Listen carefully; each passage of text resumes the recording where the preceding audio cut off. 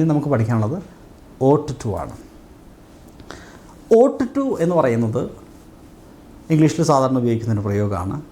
സാധാരണ നമ്മൾ നമ്മുടെ ജീവിതത്തിൽ ഏതെങ്കിലും തരത്തിലുള്ള ധാർമ്മികമായിട്ടുള്ള ഉത്തരവാദിത്തങ്ങളെക്കുറിച്ച് സൂചിപ്പിക്കാനാണ് ought to യൂസ് ചെയ്യാറുള്ളത്. നോക്കിയേ, ഏതെങ്കിലും മോറൽ ഡ്യൂട്ടി ഓർ ഒബ്ലിഗേഷൻ ചെയ്യേണ്ടതുണ്ട് എന്ന അർത്ഥത്തിൽ പറയാൻ നമ്മളിത് യൂസ് ചെയ്യുന്നു. We ought to help the poor. അവിടെ എന്താ പറയുന്നത്? നാം പാവപ്പെട്ടവരെ സഹായിക്കേണ്ടതുണ്ട്, അതൊരു മോറൽ ഡ്യൂട്ടിയാണ്. We ought to respect our elders. നമ്മുടെ മുതിർന്ന ആൾക്കാരെ നമ്മൾ എന്ത് ചെയ്യേണ്ടതുണ്ട്? ബഹുമാനിക്കേണ്ടതുണ്ട്, അതൊരു മോറൽ ഡ്യൂട്ടി ഓർ ഒബ്ലിഗേഷനാണ്. You ought to tell the truth no matter what. എന്ത് തന്നെ ആയാലും നീ സത്യം പറയേണ്ടതുണ്ട്. That is A moral duty. അപ്പോൾ ഇങ്ങനെ മോറൽ ഡ്യൂട്ടിയെക്കുറിച്ച് പറയാനാണ് ought to എന്ന് പറയുന്ന ഈ സെമി മോഡൽ വെർബ് യൂസ് ചെയ്യാറുള്ളത്.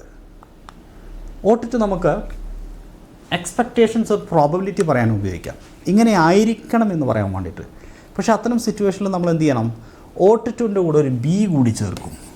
അപ്പോൾ ഈ ഫ്രേസ് ഇങ്ങനെയാണ്, ought to plus B, ought to be. നോക്കിയേ, he ought to be home by now. That means he is probably at home. He is probably home. അയാളിപ്പോൾ വീട്ടിലായിരിക്കും എന്നാണ്. he ought to be home by now എന്ന് പറഞ്ഞാൽ അവനിപ്പോൾ വീട്ടിലെത്തിയിരിക്കണം, ആയിരിക്കണം. our team ought to win. ഇവിടെ B ഇല്ല, ought to മാത്രമേ ഉള്ളൂ. അപ്പോൾ ബി കമ്പൽസറി അല്ല, ought to ബി നിർബന്ധമില്ല.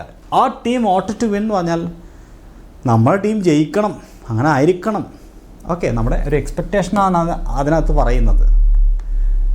the weather ought to be fine tomorrow. നാളെ കാലാവസ്ഥ നല്ലതായിരിക്കണം, ആയിരിക്കാം. പ്രോബബിലിറ്റി ഓർ എക്സ്പെക്റ്റേഷൻ ആണ്. അങ്ങനെ പ്രോബബിലിറ്റി ഓർ എക്സ്പെക്റ്റേഷൻ പറയാൻ ought to or ought to be നമുക്ക് ഉപയോഗിക്കാൻ സാധിക്കും എന്നുള്ളതാണ് നമ്മളിപ്പോൾ പഠിച്ചത്. അപ്പോൾ ഇതാണ് ought to. വളരെ പ്രധാനപ്പെട്ട ഒരു സെമി മോഡൽസ് കൂടെ നമ്മൾ പഠിച്ചിരിക്കുകയാണ്. ഇപ്പോൾ നമ്മൾ മോഡൽ വെർബുകളും സെമി മോഡൽ വെർബുകളും പഠിച്ചു കഴിഞ്ഞു. ഇനി ഇതിൽ കുറച്ചും കൂടി ഒരു അഡ്വാൻസ്ഡ് ആയിട്ടൊരു ഏരിയയിലേക്ക് നമുക്ക് പോകാനുള്ളത്. വീണ്ടും അടുത്ത അധ്യായത്തിൽ കാണാം. എല്ലാവർക്കും wish all the best. Have A great day. Thank you.